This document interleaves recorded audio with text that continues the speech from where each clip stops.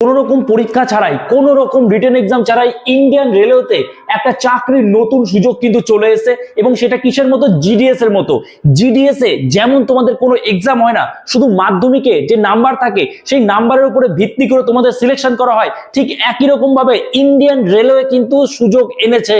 Indian রেলওয়েতে কিন্তু তোমাদের চাকরির একটা নতুন সুযোগ এসেছে, যেখানে যদি তুমি মাধ্যমিক পাস করে থাকো তাহলে এখনই অ্যাপ্লাই করো, এখনই অ্যাপ্লাই করো। এখানেও কোনো রকম রিটেন এক্সাম হবে না। তো চলো আর দেরি না করে শুরু করা যাক, একদম বলতে পারো জিডিএস এর মতো। এবং জিডিএস এর আগেই কিন্তু এর রেজাল্টটাও প্রকাশিত হয়ে যাবে। কিভাবে অ্যাপ্লাই করতে হবে, কি করতে হবে না করতে হবে সব ডিটেলসে বলবো, একটু স্কিপ না করে সম্পূর্ণ ভিডিও দেখতে থাকো। দেখো অন স্ক্রিন তোমরা দেখতে পাচ্ছ আমি কি বলেছি, Indian railway new vacancy. Indian railway একটা নতুন একটা চাকরির সুযোগ এনেছে, যেখানে তোমাদের কি করা হবে, তোমাদের শুধুমাত্র এখানে কি বলেছে, মাধ্যমিক পাস বলেছে এবং কোনো রকম এক্সাম হবে না, নো এক্সাম, তোমাদের কোনো এক্সামই হবে না, ঠিক আছে? একদম পোস্ট অফিসের জিডিএস এর মতো কোনো এক্সাম হবে না। এবং সিলেকশন প্রসেসটা কি রয়েছে, ওই যে বললাম জিডিএস এর মতো, মানে মাধ্যমিকে তুমি যে পার্সেন্টেজ পেয়েছো সেই নাম্বারের উপরে ভিত্তি করে কিন্তু তোমাদের এখানে সিলেকশন করা হবে, ঠিক আছে? তো এইটা গেল কোয়ালিফিকেশন। কোয়ালিফিকেশন তো অলরেডি তোমরা জেনেই গেছো, মাধ্যমিক পাস, সিম্পল 10 পাস, আর কিচ্ছু না, সিম্পল 10 পাস। এবং এটা ভেবো না যে জিডিএস এর মতো এখানেও হাই কাট অফ যাবে, এখানে কিন্তু তুলনামূলকভাবে একটু কম কাট অফ যাবে। ওকে, আচ্ছা, তারপরে দেখো কি বলেছে, এজ। এজ কত লাগবে? এজ কিন্তু তোমাদের এখানে লাগবে 18 থেকে 35 বছর এজ লাগবে। এবং তোমাদের যে এজ, এটা তুমি কবে থেকে কত তারিখ অবধি তুমি গুনবে, এজ তোমরা গণনা করবে 7/2/26, 7/2/26 অনুযায়ী তোমরা এজ গণনা করবে। 7/2/26 তারিখ অনুযায়ী তোমার বয়স যদি 18 থেকে 35 বছরের মধ্যে হয় তাহলে তুমি কিন্তু এখানে অ্যাপ্লাই করতে পারবে। এবার এখানে একটা কথা, তাহলে এসসি, এসটি, ওবিসি এদের কি কোনো এজের ছাড় আছে? না, এদের কিন্তু কোনো রকম এজের ছাড় নেই, কোনো রিজার্ভেশন নেই, এখানে সবাই জেনারেল ক্যাটাগরি হিসাবে কিন্তু অ্যাপ্লাই করতে হবে। কি বললাম বুঝতে পারলে? তো এর জন্যই বললাম যে কাট অফ কিন্তু অনেকটাই কম যেতে পারে। আচ্ছা, অ্যাপ্লিকেশন। এবং তারপরে এখানে অনেকেই জানে না এই সম্পর্কে, জিডিএস সম্পর্কে তো অনেকেই জানে, কিন্তু এই যে রেলওয়ে, ইন্ডিয়ান রেলওয়েতে তোমাদের মাধ্যমিকের যে নাম্বার, মাধ্যমিকের নাম্বারের উপরে ডিপেন্ড করেও যে নিয়োগ করা হয়, মানে তোমাদের সুযোগ দেওয়া হয়, সেই বিষয়ে কিন্তু তোমরা অনেকেই জানো না। দেখো তার অ্যাপ্লিকেশন তোমরা এখানে কবে থেকে স্টার্ট হয়েছে, কবে পর্যন্ত করতে পারবে সব বলবো। তার আগে সব থেকে যেটা গুরুত্বপূর্ণ, তোমাদের ডকুমেন্টস গুলো কিন্তু ঠিক মতো আগে জোগাড় করতে হবে তোমাদের। দেখো ডকুমেন্টস গুলো কি কি বলেছে, ফটো, তোমাদের ফটো লাগবে, সেটা ডিটেলসে কিন্তু নোটিফিকেশনে বলেনি যে 1 কপি বা 2 কপি, তুমি 4-5 কপি ফটো রাখবে, ঠিক আছে? Recent photo. এবং সিগনেচার তো তুমি যে কোনো সময় করে দেখাতে পারবে। তারপরে মাধ্যমিকের যে মার্কশিট রয়েছে বা তোমার যে রেজাল্ট রয়েছে সেটা লাগবে, একদম বলতে পারো জিডিএস এর মতো। তারপরে মাধ্যমিকের সার্টিফিকেট লাগবে, পাস সার্টিফিকেট। আচ্ছা, Aadhaar card, bank passbook, PAN card, ration card, যে কোনো একটা, ফর কিসের জন্য, ফটো আইডেন্টিটি প্রুফের জন্য, ঠিক আছে? যে কোনো একটা লাগবে এখানে। আচ্ছা, তারপরে affidavit on ₹10 judicial stamp paper, 10 টাকার একটা তোমার লাগবে এখানে। এছাড়া মেডিকেল সার্টিফিকেটও তোমাদের কিন্তু জোগাড় করতে হবে। যেমনটা আমি জিডিএস এ বলেছি কিভাবে তুমি মেডিকেল সার্টিফিকেট নেবে, ঠিক এখানেও কিন্তু তোমাদের মেডিকেল সার্টিফিকেট নিতে হবে, জোগাড় করতে হবে তোমাদের। কোনো সরকারি ডিসপেন্সারি থেকে বা কোনো হাসপাতাল থেকে তোমাদের মেডিকেল সার্টিফিকেটটা করিয়ে নিতে হবে। ক্লিয়ার? তো এই ডকুমেন্টস গুলো অবশ্যই তোমাকে জোগাড় করতে হবে, তা নাহলে কিন্তু হবে না।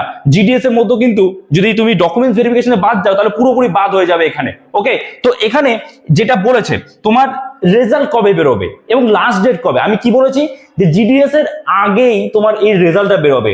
প্রথমত অলরেডি অ্যাপ্লিকেশন চলছে, অ্যাপ্লাই করার লাস্ট ডেট কবে? অ্যাপ্লাই করার লাস্ট ডেট হচ্ছে তোমার এখানে 21/2/26 অব্দি অ্যাপ্লাই করবে। এবং তোমাদের রেজাল্ট বেরোবে কবে, যেটা ওরা বলেছে টেন্টেটিভ 22/2/26, মানে পরের দিনই রেজাল্ট বেরিয়ে যাচ্ছে, অর্থাৎ জিডিএস এর আগেই এখানে কিন্তু সিলেকশন হয়ে যেতে পারে তোমার। এবার বলি যে এটা কি সিলেকশন না সিলেকশন সব আমি তোমাদের এবার যে অফিসিয়াল নোটিফিকেশনটা আছে সেটা দেখাই। তবে হ্যাঁ, এখানে যে বিষয়টা আছে সেটা কিন্তু তোমার এখানে 18 দিনের একটা ট্রেনিং করানো হবে। সবার প্রথমে 18 দিনের একটা ট্রেনিং করানো হবে এবং সেই ট্রেনিং এ তোমার যেন অ্যাটলিস্ট 75% অ্যাটেন্ডেন্স থাকে, 75% অ্যাটেন্ডেন্স থাকে। অ্যাটেন্ডেন্স তোমার থাকতেই হবে কিন্তু।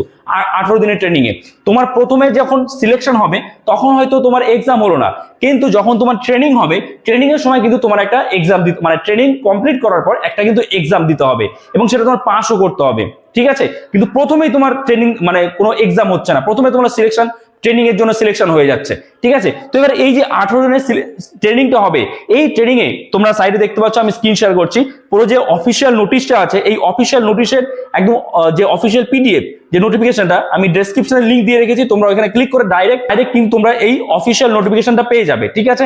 আচ্ছা, এবার এখানে দেখো কি বলেছে, এখানে বলেছে ministry of railways is organizing a short term training program at nominated training centers at all India level for youth under rail Kaushal Vikas যোজনা।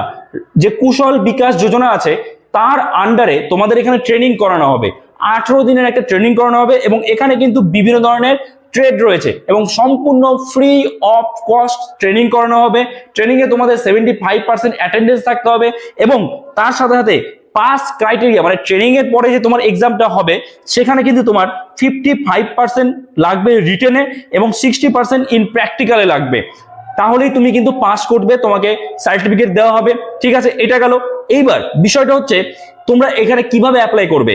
তোমরা কিন্তু এখানে অ্যাপ্লাই করবে, এই যে দেখতে পাচ্ছ অন স্ক্রিনে তোমরা দেখতে পাচ্ছ www.railway.indianrailways.gov.in এই ওয়েবসাইটে গিয়ে তোমরা এটা অ্যাপ্লাই করতে পারবে এবং এখানে দেখো পরিষ্কার লেখা রয়েছে, মানে কি লেখা রয়েছে, this training will help candidates in getting an employment and becoming self employed too. অর্থাৎ এই যে ট্রেনিংটা দেওয়া হবে, ট্রেনিংটা যদি তুমি করে রাখো তাহলে তোমার কিন্তু একটা এক্সট্রা বেনিফিট হচ্ছে, তুমি কিন্তু রেলওয়েতে যখন এই সব পোস্টের ক্ষেত্রে নিয়োগ হবে তখন তুমি আলাদা একটা অগ্রাধিকার পাবে এবং নিজেও কিন্তু সেলফ এমপ্লয়েড হতে পারবে। তো যদি মাধ্যমিক পাস করে থাকো অবশ্যই 18 দিনের মাত্র একটা ট্রেনিং করে নাও, তোমাকে একটা সার্টিফিকেট দেওয়া হচ্ছে, এটাতে তুমি অগ্রাধিকার পাবে।